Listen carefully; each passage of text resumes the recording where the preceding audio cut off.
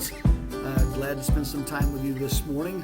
Hope your world is warming up like mine is. Going to be 50 today and 70 tomorrow. So very, very thankful for the warmer weather coming up. And so I hope you're having a good Friday morning. And with the weather changing and the seasons beginning to change, and time will change on the clock here another week or so. As we get started this morning, tell me, what are you looking forward to now that spring is on its way? What activity are you looking forward to now that the spring weather is heading into our forecast?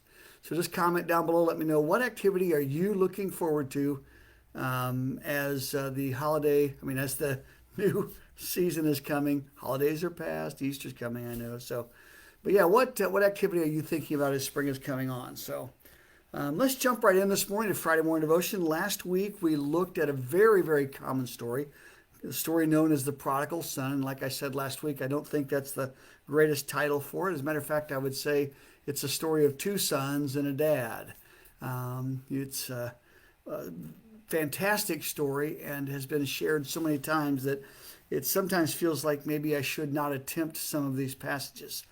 But I think this passage has such a marvelous, amazing story and a storyline and promise for you and I, and certainly some great truths for us as we live our walk of faith. So as we look at today, I want you to realize that oftentimes you and I feel like that life is not fair. And today's part of the story, as we take a look at another player in this drama of the prodigal son story, that we get a chance to see what it's like when someone truly has been in a place that seems unfair, and how that God looks at those times when we are in the spot that this other player, this other character in the story is in. So as we look at this, let's pick up. It's found in Luke chapter 15, verse 1 through 3 says this. I read this at the beginning of last week's.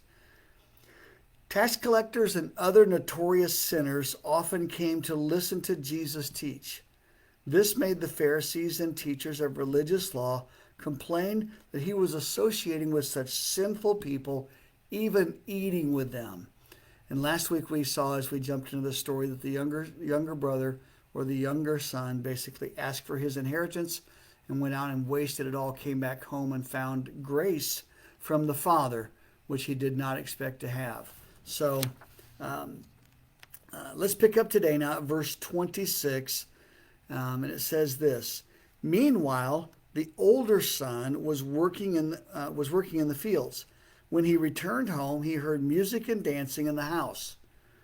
And he asked one of the servants what was going on.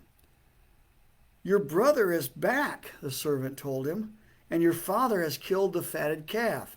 We are celebrating because of his safe return. Same time, the older brother was angry and wouldn't go in. His father came out and begged him, but he replied, all these years I've slaved for you and never once refused to do a single thing you told me to.